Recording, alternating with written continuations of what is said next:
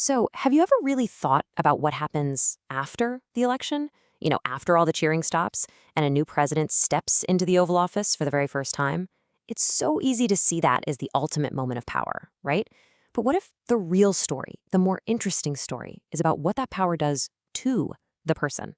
Okay, let's dive into this. We're going to explore how this massive, sprawling machine of government doesn't just do what a president says, but how it might actually fundamentally reshape them. There's this great story about Bill Clinton on his first day. He walks into the Oval Office, takes it all in, and just stops. He just pauses.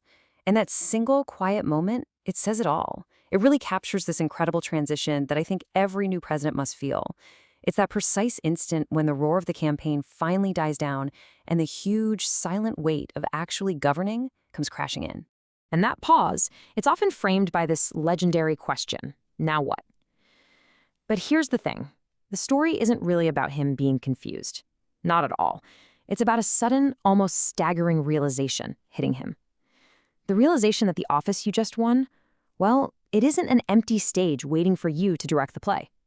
It's a machine.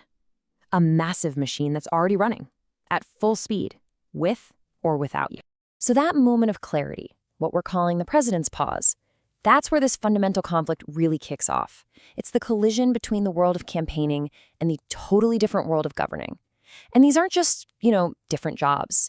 They require completely different ways of thinking, of speaking, and maybe even of seeing the world itself. I love how this slide breaks it down. Think about it. On the campaign trail, everything is a sweeping moral story. You use the language of intention. We are going to fix healthcare. We will secure the border. But the second you're in office, you have to speak the language of consequence. You're not just making promises anymore. You are authorizing actions that have real, often irreversible outcomes. You have to make the call, bomb or don't bomb, spend or don't spend. The world just snaps from these black and white ideals into a million shades of gray, all about trade-offs. So why is this shift so jarring? Well, according to the economist Thomas Sowell, it's because these two worlds, campaigning and governing, they often come from two totally different and usually unstated assumptions about how the world even works. These are like these unseen lenses that color all of our politics. Sowell called these competing visions. And we're not just talking about policy disagreements, like whether a tax rate should be 25 or 35%. No, this is way deeper. These are fundamental philosophical frameworks about human nature itself and the very limits of what we can or should try to achieve. So on one side, you've got what's called the unconstrained vision. This is the worldview that has incredible faith in human reason and our ability to design things. It believes that if we're just smart enough, if we have enough willpower, we can solve any problem and completely redesign society for the better. I mean, that's the sound of a campaign, right? Then you have the constrained vision, and this one's a lot more skeptical. It assumes that human flaws and limitations are pretty much permanent fixtures. It expects that every big action is going to have unintended consequences. So it doesn't trust grand designs. It trusts processes that have stood the test of time. It expects trade-offs. So you've got a president, usually elected on the soaring promises of that unconstrained vision, who then steps into the Oval Office and immediately comes face-to-face with the machine, this vast administrative system that runs on a logic all its own, the system that never sleeps. Now, to really get how this machine thinks, there's a great framework called public choice theory. It basically says, hey, let's look at government the way an economist looks at a market. The state isn't just some neutral tool waiting for your command. It's made up of real people, real departments, and all of them are responding to their own incentives. Things like job security, bigger budgets, and just plain old institutional survival. And this just lays out the machine's internal logic perfectly. It has a natural, undeniable bias toward growth. Here's how it works. A problem pops up, so a government program is created to solve it. Simple enough. But then that program creates a constituency. All the people, the companies, sometimes entire industries that now benefit from that program existing.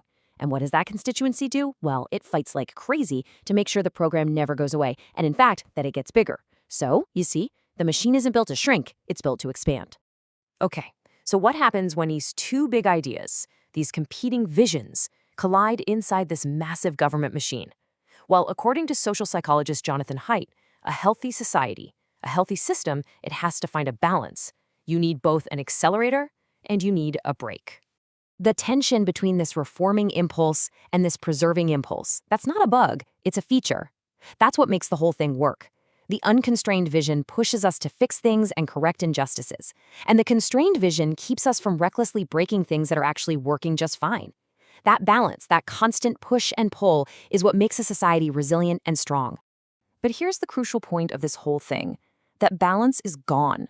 The modern governing machine, with its built-in logic of constant growth and action, is now overwhelmingly, massively biased toward intervention. Its default setting, as you can pretty clearly see here, is go. The foot is almost permanently slammed on the accelerator, and the brake is barely ever touched. And it doesn't matter which political party is in the driver's seat. So where does this leave the person at the top? This is where our whole story comes full circle. When a president walks into an imbalanced system that is literally hardwired for constant action, the office itself starts to exert this powerful transformative force on the person holding it. So the problem isn't just that it's, hard to be cautious in Washington. It's way more serious than that. The very structure of the modern presidency is now hostile to a philosophy of restraint. The system doesn't just challenge a cautious leader, it actively works against them. It pressures them, day in and day out, to conform to its logic of do something. This metaphor from the source material is just perfect. A president with that constrained worldview who enters this office today is like a pacifist being asked to command the invasion of Normandy. The job doesn't just challenge their beliefs, it forces them to operate within a logic that is the complete and total opposite of their core philosophy. To do the job, to succeed, they have to act in ways that contradict the very essence of who they are. So the president really faces two paths.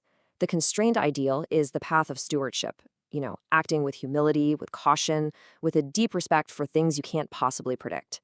But the system, the machine, is built to reward architecture, the grand desire to redesign everything, the impulse to correct every flaw. And the temptation to be the architect instead of the humble steward is just immense.